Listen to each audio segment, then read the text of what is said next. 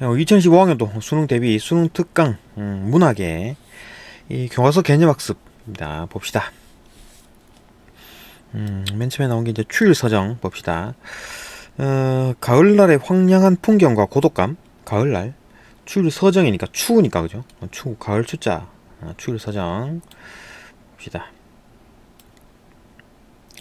뭐 일사명 쓸쓸한 낙엽의 모습, 가을 햇살 속 길과 들판의 모습, 나무 공장 구름의 쓸쓸한 풍경, 황량한 풍경 속에서 느끼는 고독감. 그럼 계속 뭐 풍경에 대한 모습 뭐 이런 얘기들이네요. 그죠? 고독감이 나온다. 어떤 그 풍경 속에서 이제 고독감이 느껴진다. 봅시다. 낙엽은 폴란드 망명정부의 정부의 지폐다. 아무 쓸모없는 얘기겠네요. 그죠? 쓸모없는 망한 나라의 어떤 지폐니까 쓸모가 없는 거지. 포화에 이지러진 도룬 시에 가을 하늘을 생각게 한다. 낙엽이니까 가을이겠고. 길은 한 줄기 구겨진 넥타이처럼 풀어져 있고, 길의 모습. 일광의 폭포 속으로 사라지고, 조그만 담배 연기를 내뿜으며 새로 2시에 급행 열차가 들을 달린다. 이거 그냥 뭐 배경이네요. 계속 이제 그런 어떤 뭐 풍경에 대한 얘기고.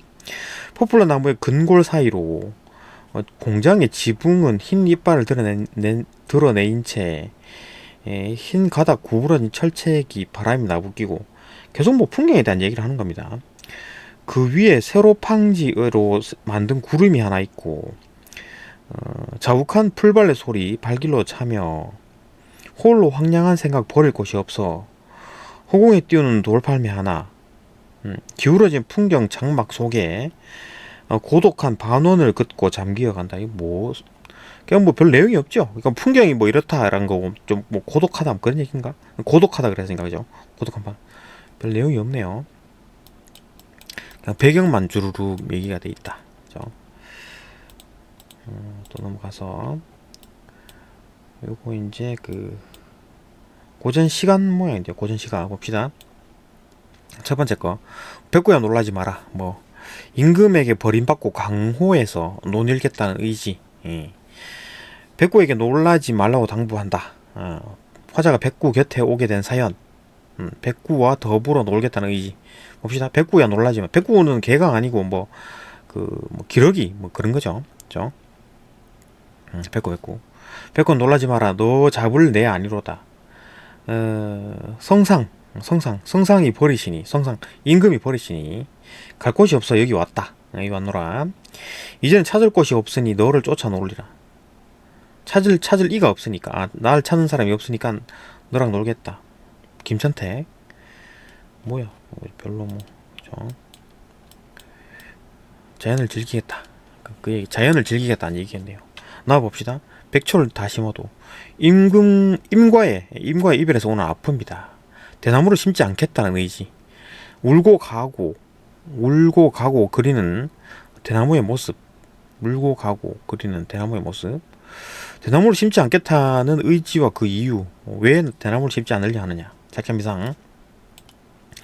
백초를 다 심어도 대는 아니 심을 것. 100가지 초 풀을 심어도 대나무는 아니 심을 것이 저때 관악기인 저를 일상으로 관악기 저때 울고 살 때 화살의 몸을 이루는 대 저때 울고 살 때 가고 뭐 그냥 뭐 음악적인 그런 거죠. 별 의미는 없네요. 그러니까 뭐 저 관악기가 울고 화살이 이제 가고 뭐 이런 거 그리는 이 붓대로다. 그냥 대대대 이런 거네요. 대의 반복. 그죠? 이후 울고 가고 그리는 대 심을 줄 있으랴. 이후에 울고 가고 그리는 그러니까 우는 게 젖대고 가는 게 살대고 그리는 게 붓대인데 이후에 울고 가고 그리는 대 이런 대를 안 심겠다. 울기도 싫고 뭐 가기도 싫고 그리기도 싫다. 그런 거네요. 음악적인 그런 의미가 있겠네요. 다 미운 임 반기고 고운 임 내쫓는 개에 대한 원망. 얄미운 개에 대한 원망. 개가 얄미운 이유. 강아지죠, 강아지. 도그. 개의 얄미운 짓에 대한 대응 봅시다. 개를 연하문 이나 기르되 요 개같이 얄미우랴. 개를 많이 길렀는데 요같이 이런 이 개같이 얄미운 게 있는가. 미우님이 오면 꼬리를 회회치며 뛰치락 내리치락 반겨서 내딛고, 고우님 내가 좋아하는 사람이 오면 뒷발로 버둥버둥 무르락 나르락 캉캉 짖어서 돌아가게 한다. 쉰밥이 그릇그릇 난들 넣어 먹일 줄이 있으랴. 그 밥을 안 주겠다 그 얘기죠. 뭐 이런 내용이고 봅시다. 그 다음에 현대소설 박완서의 해산바가지. 남아선호 사상에 대한 어떤 비판과 생명의 소중함에 대한 인식. 소설 어렵지 않습니다. 쭉 읽어집니다. 봅시다. 그분의 망가진 부분이 육신보다는 정신이었다는 걸 알아챈 건 그 후였다. 육신보다는 정신이었다. 정신이 망가졌다? 이게 이제 그거네요. 그러니까 뭐 치매, 그죠? 걸린 사람. 우리는 그걸 이제 서서히 알아차리게 됐다. 처음엔 아이들 이름을 헷갈려 부르는 정도였다. 노인들이 흔히 그러는 걸 본지라 대수롭지 않게 알았다. 그러나 바로 가르쳐 드려도 믿지를 않고 한사코 자기가 옳다고 주장하는 건 묘하게 신경에 거슬렸다. 수채 치지도회 하기도 했다. 치지도회 내려두고 문제를 삼지 않았다. 그냥 쌩 깠다 그 얘기네요. 그죠? 그냥 별 말 없이 지나갔다. 계속 우겨도 그냥 넘어갔다. 어쩌면 나는 그걸 기화로 그때까지도 그러한 어떤 그때까지도 그분이 한사코 옮겨지고 있던 살림 권리를 빼앗을 수 있어서 은근히 기뻤는지도 모르겠다. 자기가 살림을 하게 됐다. 이거 이제 시어머니겠네요. 시어머니. 그죠? 그러니까 그분의 노망을 근심하는 소리는 집안에서보다 집 밖에서 먼저 났다.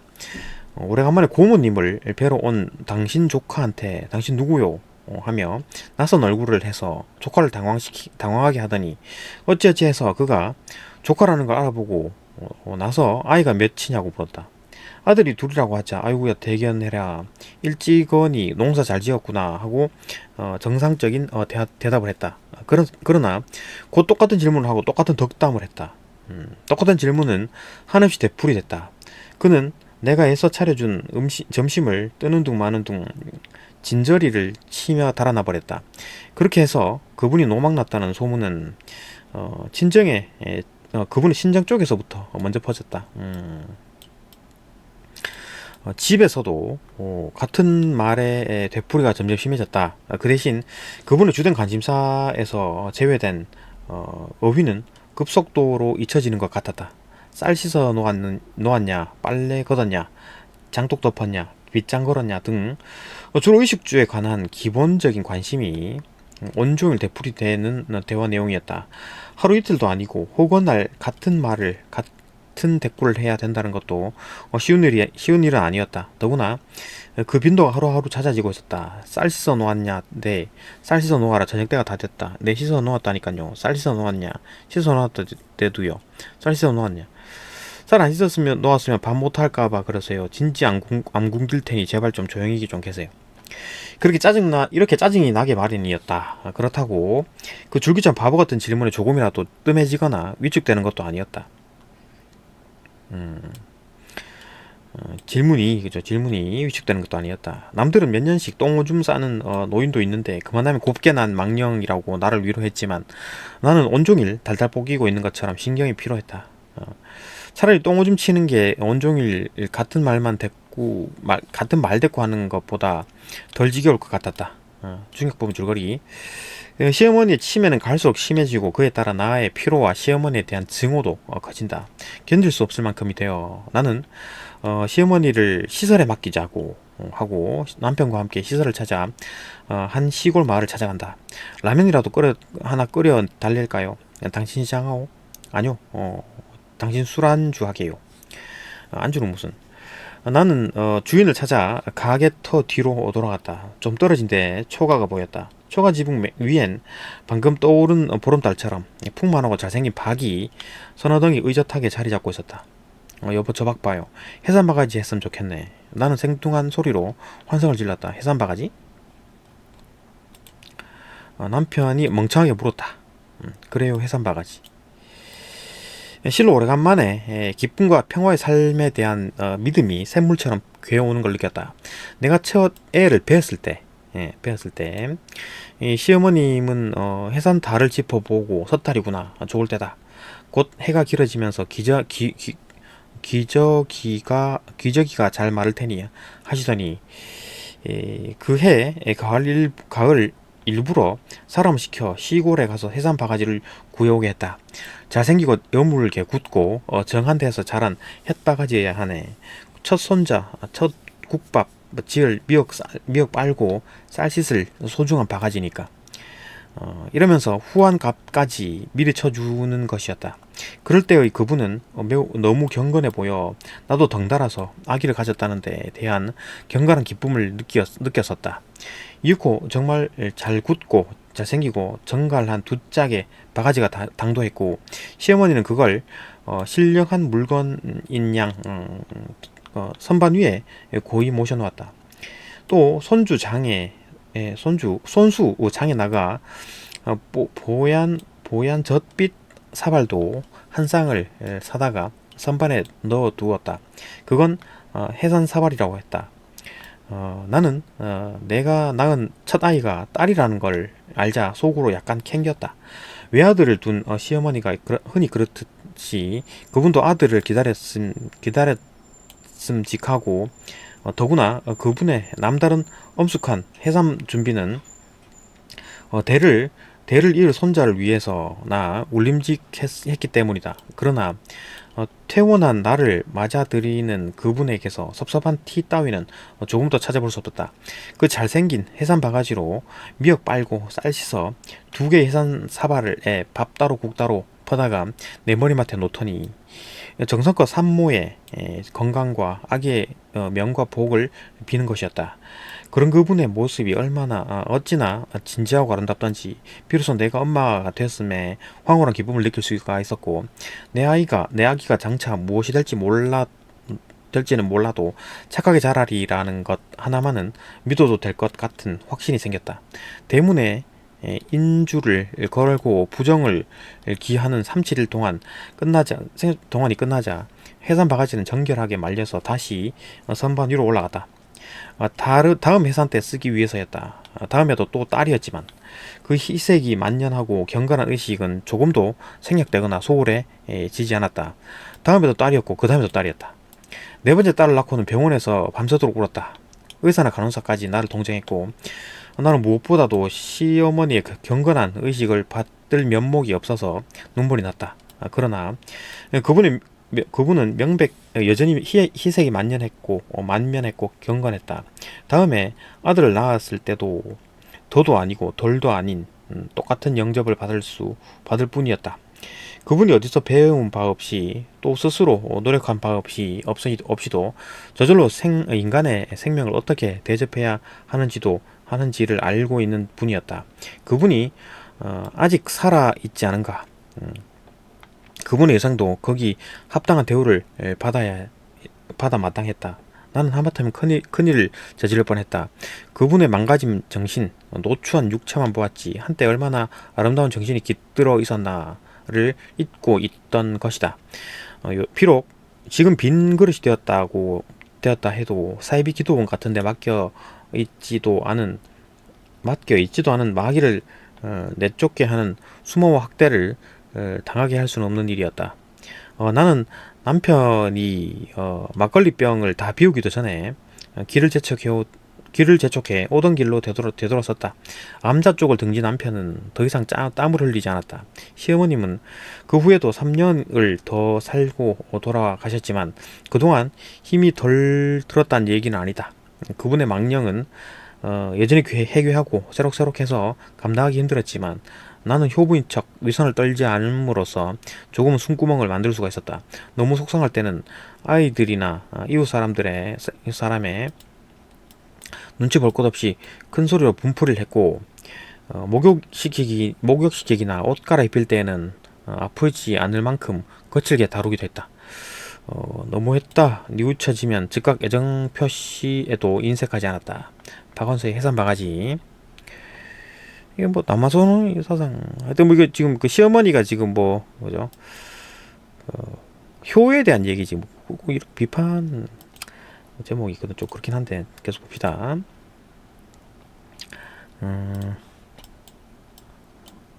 또 눈을 쓸며 옥소선을 엿보다. 이거 고전 소설 같은데, 그죠? 봅시다. 뭐 신부를 뛰어넘는 남녀 간의 사랑. 옥소선, 자란이 옥소선이네요. 관찰사 봅시다. 앞부분 줄거리. 평안도 관찰사의 아들이 관기인 자란, 관기군요. 자란 옥소선. 옥소선을 엿보다. 옥소선 그 자란과 아들이, 이제 관찰사의 아들이 그 관기랑 친하게 친밀하게 지내다가 한양으로 돌아가게 된다. 이때 아버지는 둘의 관계를 걱정하며 아들을 불러 자란에 대한 의향을 묻는다. 사내대장부가 좋아하는 것이면 압이라 해도 자식더러 하지 말라고 가르칠 수는 없는 법이란다. 그러니 나도 마음대로 막을 수가 있겠느냐. 너와 자란이 정이 이미 돈독해져 헤어지기도 어려울 것 같고, 그렇다고 아직 장가도 안 든 내가 그 애와 함께 지냈다간 혼인하는데 방해가 될까 염려되는구나. 다만 남자가 첩을 두는 건 세상에 흔히 있는 일이니 만약 내가 그 애를 사랑하여 도저히 잊을 수 없다면 비록 사소한 일이 앞길에 방해가 되더라도 어쩔 수 없지 않겠느냐. 내 뜻에 따라 결정할 터이니 너는 숨기지 말고 다 이야기하거라. 그러자 아들은 즉시 대답했다. 아버님께서 어찌 불초자가 별것 아닌 기생 계집 하나와 헤어지기 아쉬워 상사병으로 몸이라도 상할까 걱정하시옵니까? 제가 비록 한때 눈이 현란하여 한눈을 팔았지만 이제 그 애를 버리고 돌아가기는 마치 해진 집신을 버리는 것과 같사옵니다. 어찌 연연해하며 잊지 못하는 마음을 두겠습니까? 바라옵건대 아버지는 다시는 걱정하지 마옵소서. 관찰사와 부인은 기뻐했다. 우리 아이가 진짜 대장부로구나. 이렇게 해서 관찰사 일행은 떠나게 되었다. 자라는 눈물을 삼키며 목이 메어 차마 쳐다보지 못하였으나 생은 조금도 아쉬워하거나 연연해하는 기색이 없었다. 이를 지켜본 감령 안에 관속과 비장들은 그의 남다른 의연함에 탐복하지 않는 이가 없었다. 그와 자란이 함께 생활한 지 5에서 6년이고 그동안 하루도 서로 떨어져 본 일이 없었기에 세상에 둘도 없는 이별을 하면서 이렇게 쾌활하게 말을 하고 쉽게 떠날 줄은 몰랐기 때문이다. 관찰사는 평양 감사직을 마치고 대사원이 되어 조정으로 복귀하였고 생도 부모님을 따라 서울로 돌아오게 되었다. 그런데 점점 자신이 자란을 그리워하고 있다는 사실을 깨닫게 되었다. 그러나 감히 말이나 얼굴엔 드러낼 수가 없었다. 그러니까 신문을 뛰어넘는군요. 그죠? 이런 즈음 감식과를 본다는 방이 나붙었다. 감식과. 아버지의 명대로 생은 친구 두셋과 함께 산사로 들어가 과거를 준비하게 되었다. 산사에 있던 어느 날 밤 친구들은 모두 잠자리에 들었을 때다. 생도 잠자리에 들었지만 잠을 이룰 수가 없었다. 홀로 일어나 뜰 앞을 서성였다. 때는 한겨울이고 눈 내린 밤 달빛이 눈부시게 환한 데다가 깊은 산속에 고요한 밤이라 온갖 소리마저 잦아들었다. 생은 달을 바라보며 자란을 그리워하다 구슬픈 마음이 절로 일었다. 얼굴 한번 봤으면 하는 마음을 누를 수 없어 정신을 잃고 미쳐 버릴 것만 같았다. 그러나 밤은 아직 반이나 남아있었다. 급기야 그는 서있던 뜰에서 곧장 평양을 향해 길을 떠났다. 중력부분 줄거리. 고생 끝에 평양에 도착한 생은 예전에 알던 구시라치를 통해 신임 관찰사의 자제를 모시고 있는 자란을 만난 후 둘이서 멀리 도망가서 정착하여 산다. 어느 날 생은 자란의 권유로 3년간 과거 공부에 전념한다. 이때 마침 나라에서 알성과를 치른다는 소식이 들렸다. 자라는 마침내 건량을 준비하고 여행 채비를 단단히 하여 생에게 과거를 치러 떠나라고 하였다. 생은 걸어서 서울에 올라와 성균관에 과장으로 들어갔다. 어가가 친히 행차하여 표제를 내었다. 표제를 받은 생은 샘솟듯 하는 생각을 일필휘지로 금세 다 써서 제출하고 나왔다. 방이 나오고 임금이 어자에서 뜯어보게 하였더니 장원은 생이었다. 생의 아버지는 이조 판소로서 어탑 앞에 입시에 있었다. 임금은 이조 판서를 불러서 막 물었다. 지금 장원을 한 자가 경의 자식인 것 같은데 다만 자기 아버지의 직함을 대사원이라고 썼으니 이 무슨 까닭인고. 그러면서 시지를 꺼내 이조 판서에게 보여주도록 하였다. 생의 아버지는 살펴보더니 자리에서 물러나 눈물을 흘리면서 아뢰었다. 이자는 신의 자식이 맞사옵니다. 3년 전에 친구들과 함께 산사에서 글을 읽다가 하룻밤 사이에 갑자기 종적을 감추어 끝내 찾을 수가 없었나이다. 필시 맹수에 물려 죽었거니 하고 절 뒤편에다 허장을 쓰고 지금은 이미 탈상을 마쳤나이다. 신에게는 다른 자식은 없고 이 아이 하나뿐이었는데 재주와 품성이 뛰어난 편이어서옵니다. 천만 뜻밖의 자식을 잃고 나서 슬픈 심정은 지금도 여전하옵니다. 지금 이 시지를 보니 과연 제 아이의 필적이 맞사옵니다. 아이를 잃었을 때 신의 직함이 외람되게도 대사원이었기에 그렇게 쓴 것으로 사료되옵니다. 하지만 이놈이 3년 동안 어디서 살다가 이번 시험에 응시했는지는 실로 모르겠나이다. 임금은 이 말을 듣고 참 신기한 일이라고 하여 곧바로 생을 불러들여 인견하였다. 임방에 눈을 쓸며 옥소선을 엿보다. 별 내용이 없네요. 그죠? 또 넘어가서 만선.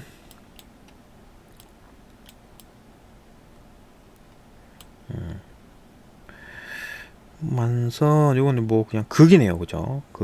한 어부의 만선에 대한 집념과 좌절. 곰치 나오고 그죠? 임재순, 곰치, 도삼, 아들 도삼, 연철, 봅시다. 쓸쓸히, 그죠? 앞부분 줄거리. 곰치는 선주와 불리한 조건의 계약을 맺고 아들 도삼과 딸 쓸쓸이의 애인 연철과 함께 물고기를 잡기 위해 배를 타고 나가지만 풍랑에 배가 뒤집히고 곰치만 겨우 구조되어 돌아온다. 어부의 한나절 되도록 제대로 고기 잡은 배가 없어서 돛이 모여 돛대가 부러진 듯 바람을 타는 판에 배가 뒤집히는 것 같이 빙글빙글 돌기만 하고, 그랑께 우리가 고기 잡기는 다 틀렸다고 배를 돌릴 때였던 간만 그때 처음으로 곰치 배를 봤네. 다급해. 그래서 그란디 그 곰치놈 좀 보게. 글씨 쌍돛을 달고는 부소대를 쫓아 한정없이 깊이만 베켜 든다 맛이 무엇이라고 쌍돛? 시상에 무슨 일이 일거나 뭔 일 있거나 곰치를 측은하게 바라보다 말고 곰치 곁에 가서 사지를 주무르기 시작한다. 꼭 자동차같이 미끄러져 베키는 뒤 아무리 돛 내리라고 소락대기를 쳐야 곰치란 놈은 네 집 개가 짖나 하고는 들은 신청도 않대. 아니 눈이 뒤집혀도 분수가 있지 그럴 수가 있을 거라오. 미친놈. 하다가 못하겠어서 우리도 곰치를 따라갔지 뭔가. 쌍돛단배하고 우리 배하고 같아? 따라가 다 못 타거서서 우리는 그냥 되돌아와서 바람 안 타는 동구섬 앞에다 그물을 놓고 주저앉았지. 저녁 낮을 거정 그물 담가뒀거든. 아 그러다가 본게 먼 배 한 척이 팔랑개비 같이 놈실어 떠밀리는 것이 멀리 배대. 쯧쯧 미친놈. 열두 불로 미친놈. 그래서 세상이 어쩌고 그 배가 바로 전양반 배구먼. 어째사 쓰고 여보기소 저놈 배제. 그래도 그때는 돛을 내렸더만 배 노는 것이 첫눈에 만선이요. 만선? 그랬는디 오리 물길도 못 저 같지라고 손바닥 뒤집으며 그냥 팔딱 해버립디다. 음맥 어쩌고 텅 시상해 황급히 구포대을 부추기며 엄니 그때부터 지금까지 저놈 건지느라고 비통하기 후 그나저나 저 곰치 저놈 지독한 놈이여. 그 산채 같은 물결 속에서 장작종만한 나무 판자 하나 딱 보듬고는 그 통에도 호령이시. 곰치는 안 죽네. 너그 아니어도 곰치는 사네. 이람시러는 그나저나 뱃놈 세상은 너무나 더 더러워. 개 목숨만도 못한 놈의 숨줄. 이거 더러워. 구포대. 그럼 우리 도삼이를 언제 건졌어? 예? 민망스러운 표정으로 오브비와 성삼이는 눈치만 살핀다. 성삼 절규하듯 그 다음은 말하지 말어. 안돼. 말해선 안돼. 영수철 일어서며 목석처럼 움직일 줄 모른다. 몸뚱이를 한두 번 뒤적거리며 내 부서 어디 갔어 곰치. 이놈 곰치야. 말을 내. 정신을 차리고 말해. 우리 도삼이는 예? 예, 우리 도삼이는 못 봤지라고. 무시라고? 오빠 흐느낀다. 무시여. 도삼이도 연철이도 다 못 봤지라고. 아 심한 오열로 변해간다. 칼날처럼 날카롭게 무시여. 내 도삼이를 못 봐? 오보 AB 머뭇 망설이며 안절부절하다가 도망치듯 퇴장. 몸을 뒤치든 곰치. 벼랑간 벌떡 일어나 사방을 두리번거린다. 내 부서 어디 갔어? 응? 미친듯이 마당에 내려선다. 아니 배가 터지는 만선이었는디 내 부서는 어디 갔어? 중략 어리둥절해서 아니 갑자기 무슨 뭔 일인가? 곰치 퉁명스럽게 내버려둬. 얼굴이 사색인디 미친것. 사색인디? 미친것. 곰치는 안 죽어. 내가 죽나봐라. 자네 그 소리 좀 그만하게. 아짐씨도 오죽하면 저래. 시상이 한나 남은 도삼이까지 물속에다 처박았으니 말이요? 말이 아니여. 일일이 눈물 소금 실어 살리면 한정이 없어. 뱃놈은 어차피 물속에 달린 목숨이여. 자네도 그만 고집 버릴 때도 됐어. 고집? 아니고 뭔가. 나는 고집 부리는 것이 아니다. 뱃놈은 그렇게 살아서 쓰는 것이요. 누구는 아들 잃고 춤춘다냐? 무겁게. 내 속은 아무도 몰라. 이 곰치 썩는 속은 아무도 몰라. 회상에 잠기면 내 조부님이 그러셨어. 만선이 아니면 노를 잡지 말라고. 우리 아버지도 만선 될 고기 때는 파도가 집채 같아도 쌍돛 달고 쫓아가라 하셨어. 쓸쓸하게 내 형제 위로 셋, 아래로 하나 남은 동생놈 맞아 죽고 말았지. 도구로 안 살면 어찌게 살아. 그래. 조부님이나 순부장 말씀대로만 하실 참인가? 단호하게 내일이라도 당장 배 탈 참이다. 이명간 배 아니면 탈 배 없어? 도삼이 생각도 안 나서? 시끄러. 또 있어. 아들은 또 있어. 갓난쟁이? 휴 지독한 놈. 그놈도 10살만 먹으면 그물 말어. 천승제 만선. 한어부의 만선에 대한 집착과 좌절. 만선.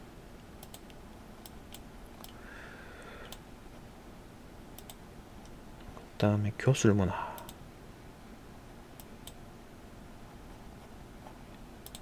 교술문학이라는 게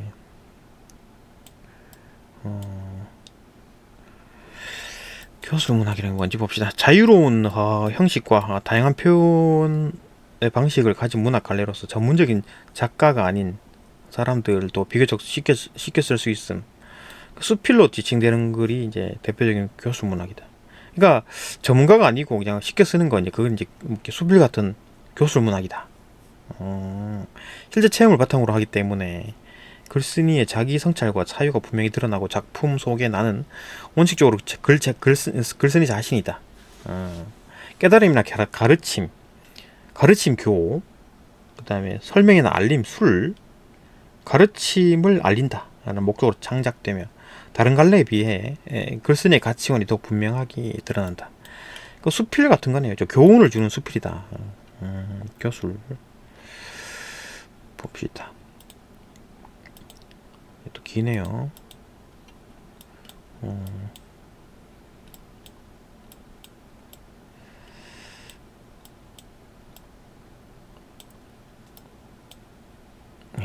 잠시만요.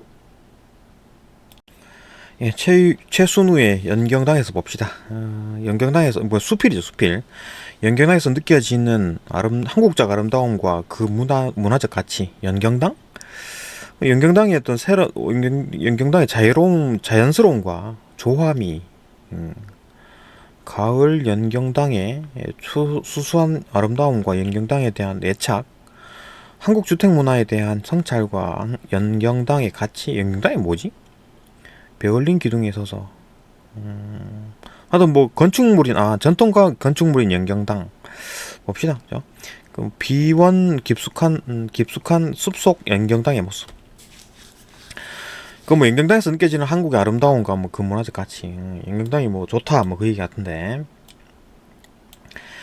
연경당의 넓은 대청에 걸터 앉아 세상을 바라보며 마치 연보랏빛 필터를 낀 카메라의 눈처럼 세월이 턱없이 아름다워만 보인다.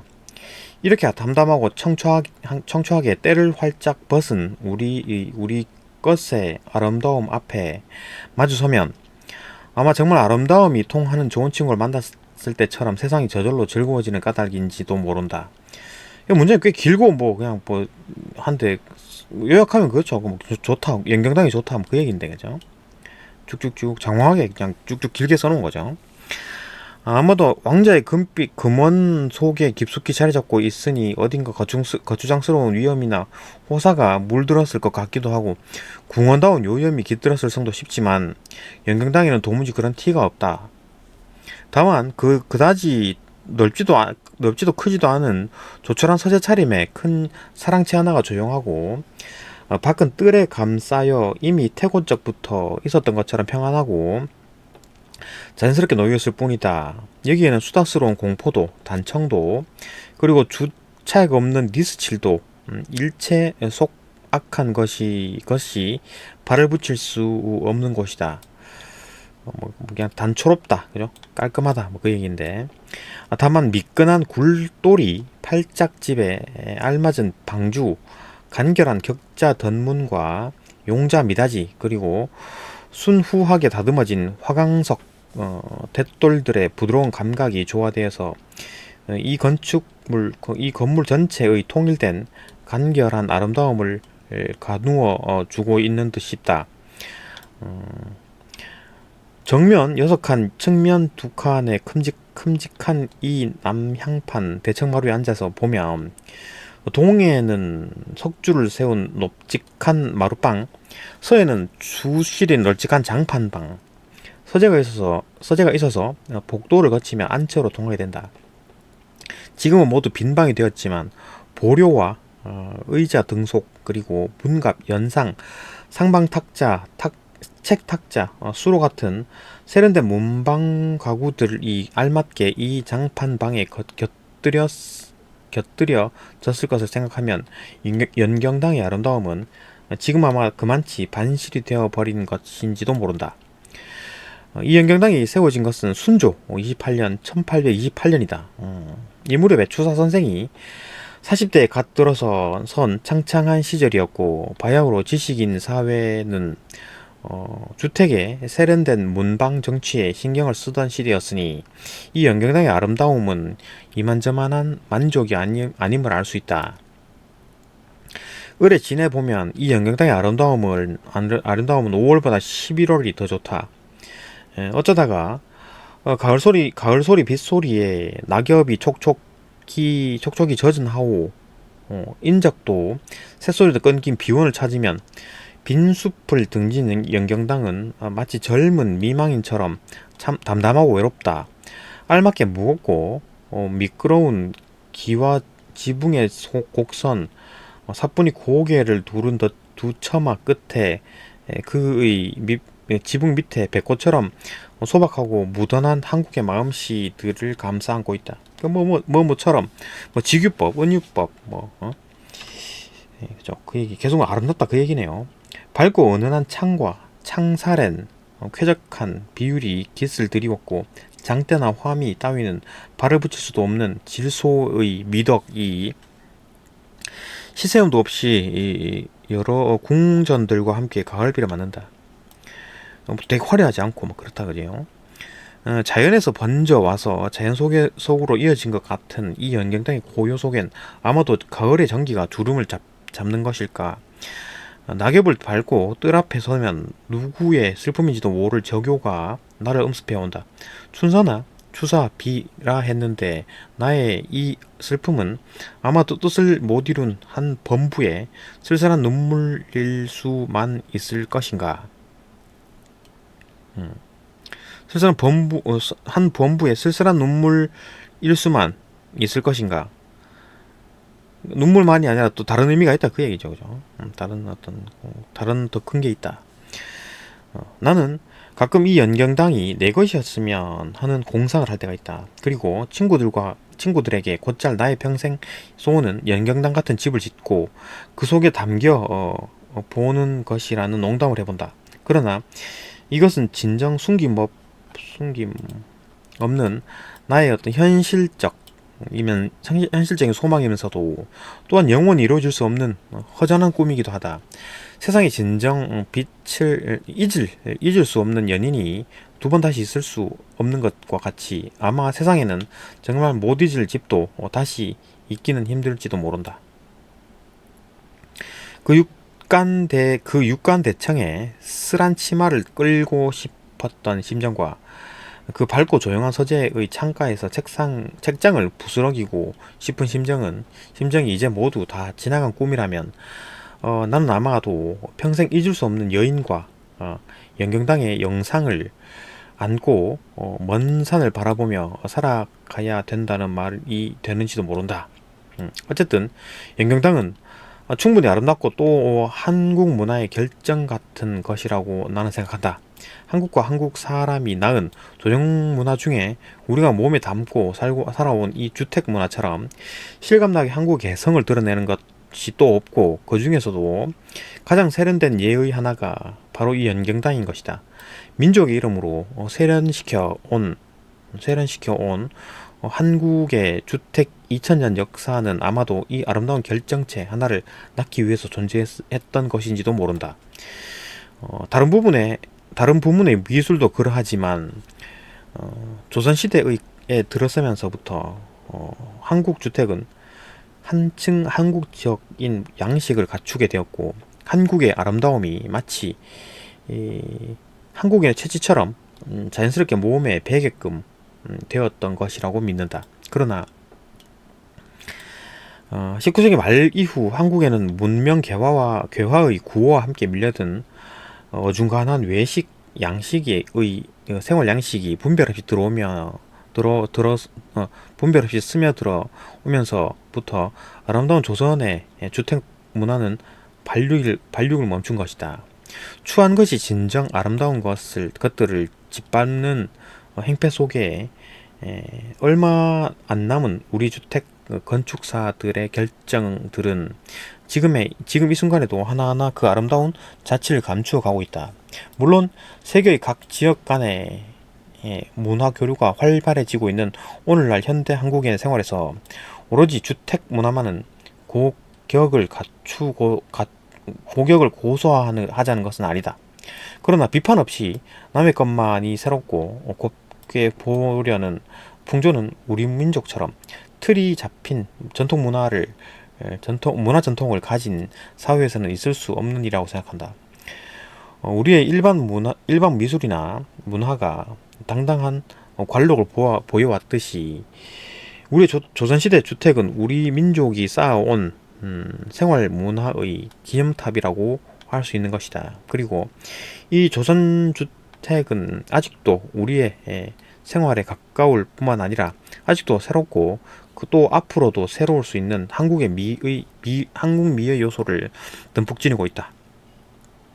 이 고유한 한국 주택의 풍성한 아름다움은 우리 현대 주택에 충분히 도입되어야 하고, 또 뛰어난 재래주택들은 살아있는 민족 문화재로서 길이 보존되어야 마땅하다. 중략. 우리 전통 문화를 좀 지키자. 뭐 그 얘기 같은데, 극찬이죠. 극찬. 그죠? 너무 극찬한다. 그죠? 조선의 주택, 그 중에서도 가장 매력적인 것은 사랑채의 효용과 그 평면의 묘에 있다. 이 영경당이야말로 서재풍으로 된 가장 전형적인 큰 사랑채 하나의 부분으로는 절묘한 작품이라고 해야겠다.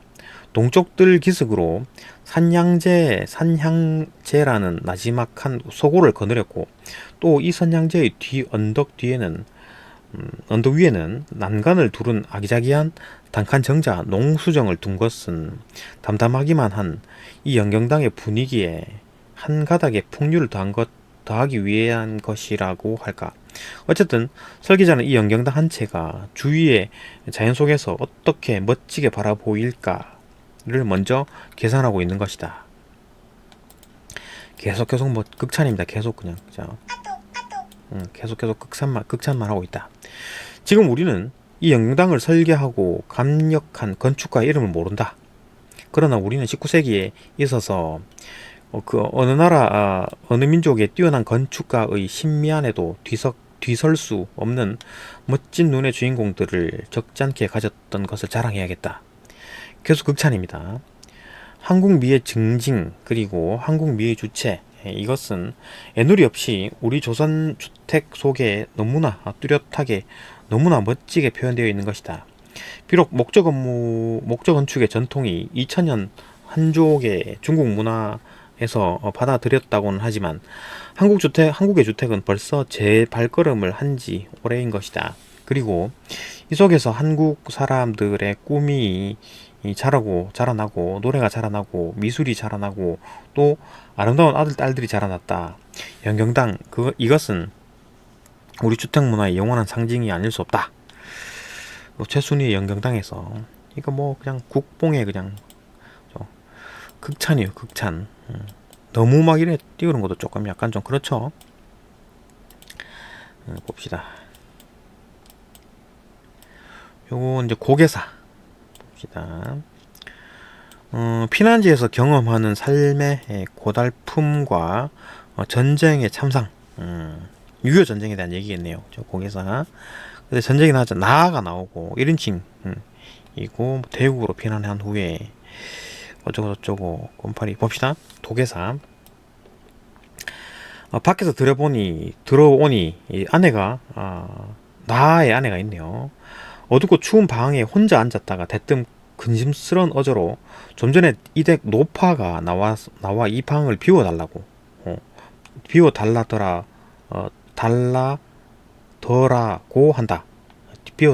한다. 그 이유는 이제 구공탄을 들이는데 이 방 실은 헛간을 사용하여야겠다는 것이다. 그러나 그날로 아내가 이 댁 식모한테서 들은 말은 이와는 아주 다른 것이었다. 아까 낮에 예의 노파 한 패가 몰려왔는데 그중 한 노파가 이쪽 뜰 구석 다복 솔 뒤에 감춘 거정잎을 발견했다는 것이다. 이런 때에는 늙어서 눈이 안 어두운 것도 탈이었다. 그 그게 무엇인가 싶어 가까이 들여다보고는 획 고개를 돌리며 퇴퇴퇴 애퇴퇴. 대체 이런 데다 뒷관을 만들다니 웬말 될 말인가. 그 다름으로 이댁 노파에게 정원에다 그런 변소를 내다니 아우님도 환장을 했는기요.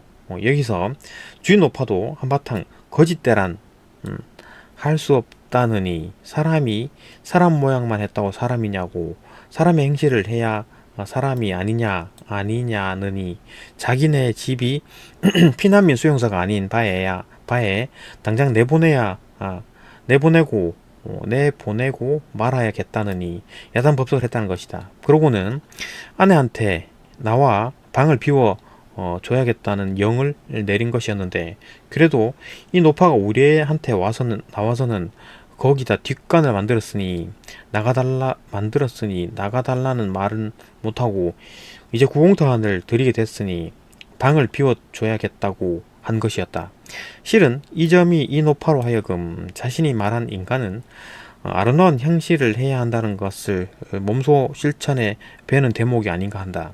왜냐하면 노파 자신이 우리들에게 안뜰 변소를 사용치 못하게 하고 거기다 거정잎을 치게끔 분보해 놓았으니 진드기 아닌 우리가 똥오줌 안 누를 수는 없고, 실로 면목이 없는 행실이나 거기 대소변을 보지 않을 수 없었다는 걸 잊지 않은 점에서, 그리고 더 한 걸음 더 나아가 지금 우리가 들어있는 곳이 실은 사람이 살 방이 아니라 구공탄이나 드릴 헛간이라는 걸 밝혀준 점에서,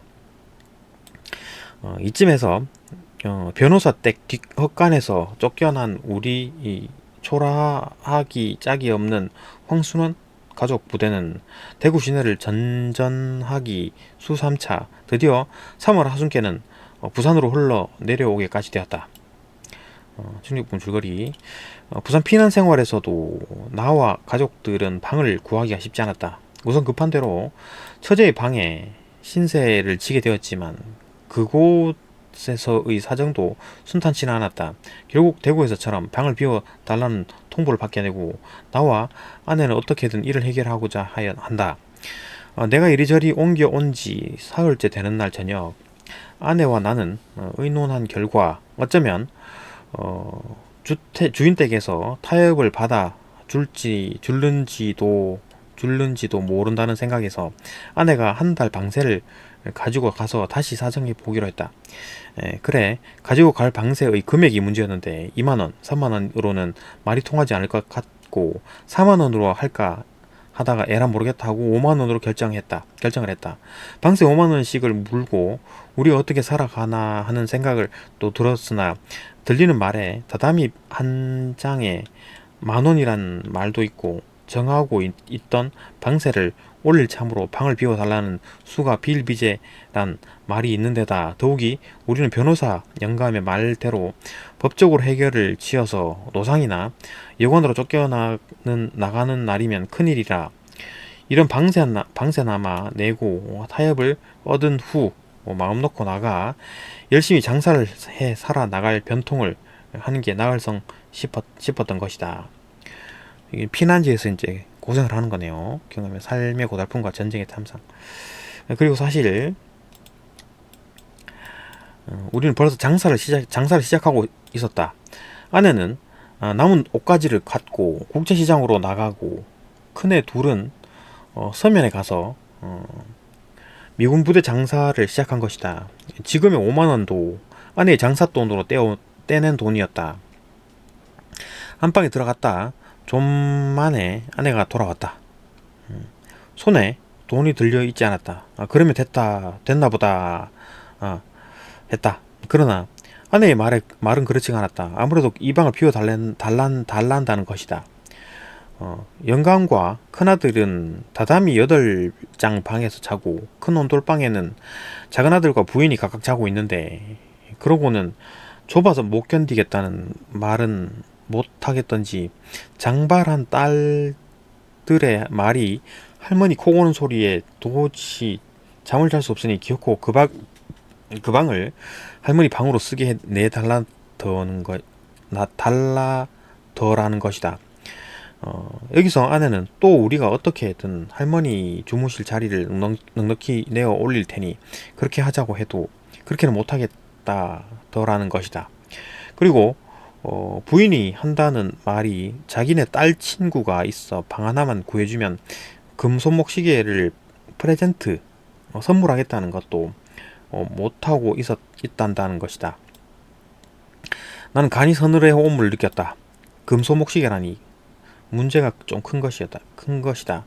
그래, 가지고 있던 돈은 어쨌느냐니까 좌우간 딸들 책이라도 한 권 사보라고 놓고 오긴 했다고 한다. 그 돈만 돌아오지 않으면 하는 것이 희망이었다. 그러나 이튿날 그 돈은 도로 돌아오고 말았다. 그리고 그날 저녁이었다. 난 학교 나가는 일은 학교로 해서 그렇지 않은 날은 아침에 직접 남포동 부모가 계신 곳에 가 하루를 보낸다. 이곳 피난민들은 대개 담배 장사를 하느라고 애들만 남기고 모두 나간다. 부모도 그 축의 하나였다. 나는 여기서 서면 내 큰애들이 돌아오길 기다려 국제시장에 들러 애들 엄마를 만나 가지고 집으로 돌아오는 게 한 일과였다. 그날도 그랬다. 우리가 저녁에 모여 들어가니 방 안에 말 같은 처녀 둘이 와서 버티고 섰다. 이댁 딸들인 것이다. 누가 형이고 동생인 것도 구별 안 되는 좌우간 큰 딸이 시내 모여학교 졸업반이란 것이고 작은 딸은 4학년이라는 처녀들이었다. 이들이 오늘 저녁엔 이 방에 와 자야겠다는 것이다. 나는 이 두 말 같은 처녀 중의 누가 친구한테 방 하나만 구해주면 금손목 시계를 프레젠트 받을 수 있는 아가씨일까 생각해 보았다. 그러면서 나는 이 자리를 피해야 할 걸 느꼈다. 그러는데 이 말 같은 두 처녀가 누구에게 알 것 없이 2, 3일 내로 반드시 방을 내놓으라는 말과 함께 나에게 시선을 한 번씩 던지고 나가버렸다. 그 시선들이 멸시에 찬 눈초리였든 어쨌든 그것은 벌써 아무래도 좋았다. 그저 이들의 전법이 그 효과에 있어서 내게는 이들의 오빠 되는 청년이 내 따귀를 몇 번 갈기는 것보다 더 컸다는 것만은 자인하지 않을 수 없었다. 그러지 않아도 아침에 나가는 나는 이날은 어서 이곳을 나가고만 싶었다. 이날은 학교 가는 날이기도 했다. 풍경 달린 현관문을 열고 나서니 응접실 앞 거기 꽃이 진 동백나무 이편에 변호사 영감이 허리를 구부리고 서서 회양목인지를 매만져주고 있었다. 첫눈에도 여간 그것들을 아끼고 사랑하는 태가 아니었다. 좋은 취미다. 인생이란 이렇듯 한 포기의 조모까지도 아끼고 사랑하면서 유유자적할 수 있는 생활을 해야 할 종류의 것인지도 모른다. 나는 무엇에 쫓기듯이 그곳을 빠져나왔다. 고개사. 하여튼 뭐 힘든 생활이다. 그죠? 피난민들의 또 넘어갔어.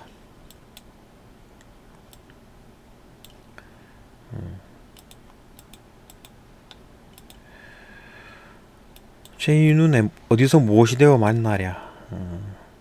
이거 이제 신분을 초월한 순수한 사랑과 정치적 희생의 비극. 신분을 초월했다. 온달이 나오고, 그죠? 아내 나오고, 공주, 평강공주 뭐가 나오겠죠. 봅시다. 뭐 이 스토리는 대강 아는데 어디서 무엇이 되어 만나랴. 온달 설화를 소재로 삼고 있다. 그죠? 고구려 평강왕 시절 사냥꾼 온달은 꿈에서 어떤 여인을 만나 백년가약을 맺는다. 꿈에서. 이날 정치적 이유로 궁을 쫓겨나 암자로 가던 공주는 어려서부터 들어왔던 온달을 만나고 그의 아내가 되기로 청한다. 온달은 공주가 꿈속의 여인임을 알게 된다. 온달과 혼인한 공주는 남편을 정성껏 내주하였고 온달도 열심히 노력하여 뛰어난 무공을 지니게 된다. 장수가 된 온달은 신라군이 국경을 침범하자 자처하여 사움터에 나갔으나 죽음을 맞이한다. 부하들이 온달을 장사 지내고자 하나 관이 움직이지 않고 이 소식을 들은 공주가 죽은 남편을 찾아온다. 이게 이제 그 평강 고구려죠. 고구려 신라 전쟁이네요. 봅시다. 이때 뭐 관이 안 움직인다. 그죠? 이때 이제 공주가 찾아왔다. 평강 공주가 찾아왔다. 공주, 장군 비록 어제까지 장군이 치닫던 벌판이라 하나 이제 누구를 위해 여기 머물겠다고 이렇게 때를 쓰십니까? 관에다가 얘기하는 거죠. 장군의 마음을 내가 알고 있으니 집으로 돌아가십시다. 고구려는 내 아버지의 나라, 당신의 원수를 용서치 않으리다. 평양에 가서 반역자들을 모두 도려갑시다. 자, 돌아가십시다. 손짓을 한다. 의병장들 관뚜껑을 닫고 관을 올려놓은 받침의 채를 감는다. 공주 들어올려라. 올라오는 관 모두 놀라는 소리 이제 관이 올라오네요. 가자 평양성으로. 그곳에서 잔악한 반역자들을 샅샅이 가려내어 목을 베리라. 그 배신자가 있는 모양, 반역자가 있는 모양이죠. 공주 움직인다. 공주 시녀 관 군사들 서서히 퇴장. 부장과 장수 몇 사람만 무대에 남는다. 장수 1. 부장에게 공주의 노여워하심이 두렵습니다. 필시 무슨 기밀을 알아보셨음이 틀림없습니다. 어떻게 알 수 있단 말인가? 투구를 벗으라고 하신 것이 증거가 아닙니까?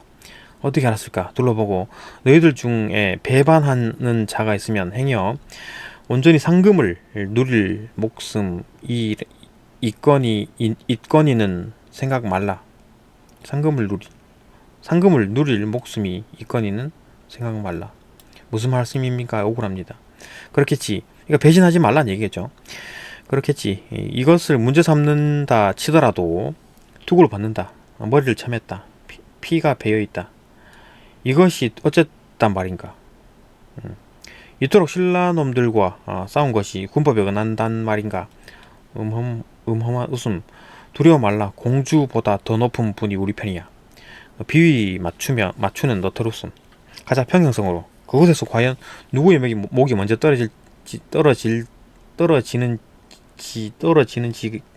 떨어지는가를 보기로 하자. 중약. 공주 비를 따른다.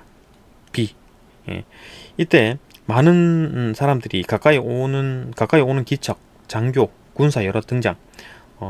들어가던 사람들이 멈춰서다가 다시 나온다. 장교를 알아보고 당신이군 웬일이시오? 웬일인가? 왕명을 받들어 공주를 모시러 왔어. 나를? 그러하오. 나는 여기서 살기로 했느니라. 돌아오시라는 본부요. 내일은 내가 알아서 할 것이니 돌아가서 그렇게 하여 주어라. 아니 됩니다. 무엇이라? 내 이놈 내가 실성했느냐? 실성한 것도 아니요. 아니 이놈이 온달 장군이 돌아가신 이 마당에 공주는 궁을 지키지 않고 왜 함부로 거동하셨소? 온달의 모친. 무엇이 온달이? 그쪽을 보고 웃으며 모르고 계셨습니까? 온달 장군은 한 달 전에 세상을 떠났습니다. 쓰러진다. 비 공주 붙든다. 온달이. 이놈 내 이 무슨 짓이냐? 내가 어떻게 죽고 싶어서 이다지 방자하냐? 방자 껄껄 웃는다. 세상이 바뀐 줄 모르시오. 온달 없는 공주가 누구를 어떻게 한단 말이오? 이게 어찌된 일이오? 장교에게 지나치지 않은가? 가만히 비켜서 있거라. 아니 이놈을 끌어가라. 병사들 일부 대사를 끌고 퇴장. 공주에게 자 걸으시오. 내가 정녕 내 말을 듣지 못하겠느냐? 내 말을 왕명을 받들고 온 사람에게 이놈이 정녕 실성했구나. 내가 돌아가면 어찌 될 줄 모르느냐? 나는 이곳에 머물기로 하고 이미 아버님께도 여쭙고 오는 길. 누가 나를 또 지시한단 말이냐? 정 그렇다면 근일 중에 내가 궁에 갈 것이니 오늘은 물러가라. 정 안 가시겠소? 내가 말을 어느 귀로 듣느냐. 내가 아마 잘못 알고 온 것이니 그대로 돌아가면 오늘의 허물을 내가 과히 묻지 않으리라. 장교 들은 채를 않고 정소원이라면 평안하게 모셔오라는 명령이었다. 잡아라. 병사들 공주의 팔을 좌우에서 잡는다. 공주 어머니 편하게 해드려라. 병사 1 칼을 뽑아 공주를 앞에서 찌른다. 공주 앞으로 쓰러진다. 붙잡았던 병사들 서서히 땅에 눕힌다. 장교 손으로 지시한다. 병사 2 큰 비단 보자기로 공주의 시체를 싼다. 장교 또 지시한다. 병사들 공주를 들고 퇴장. 장교 뒤따라 퇴장. 공주의 살해에서 퇴장까지의 동작은 마치 의전 동작처럼 기계적으로 맛있게 처리. 대사 공주 좋은 세상에서 또 다시 만납시다. 원모 사건이 진행되는 동안 전혀 움직이지 않고 서 있다가 모두 퇴장한 다음 무대 정면으로 조금씩 움직여 나온다. 밝은 진홍색 배자와 성성한 백발이 강하게 대조되게 날이 저물 무렵 이 조금 전 병사들의 퇴장 무렵부터 눈이 조금씩 내리기 시작. 흰눈, 진홍색 배자, 백발이 이루는 색채의 덩어리를 인상적으로 나타낼 수 있도록 조명을 온모 소리는 없이 입속에서 중얼거리는 표정. 온모 얼굴을 약간 쳐들며 눈발을 보며 눈이 오는 건 오늘은 산에서 자는 날도 아닌데 왜 이렇게 늦는구. 계속 내리는 눈발 속에 막 최인은 어디서 무엇이 되어 만나랴. 꽃달 평강공주 얘기했습니다. 이거 뭐 비극을 맞이한다. 그죠? 암투 속에서 희생이 되네요. 그죠? 희생되는 장면까지 봅시다. 국왕 김수영이 어느 날 고궁을 나오면서 신이 현대시네요. 봅시다. 부당한 사회 현실에 저항하지 못하는 자신의 소시민적 속물 근성에 대한 반성.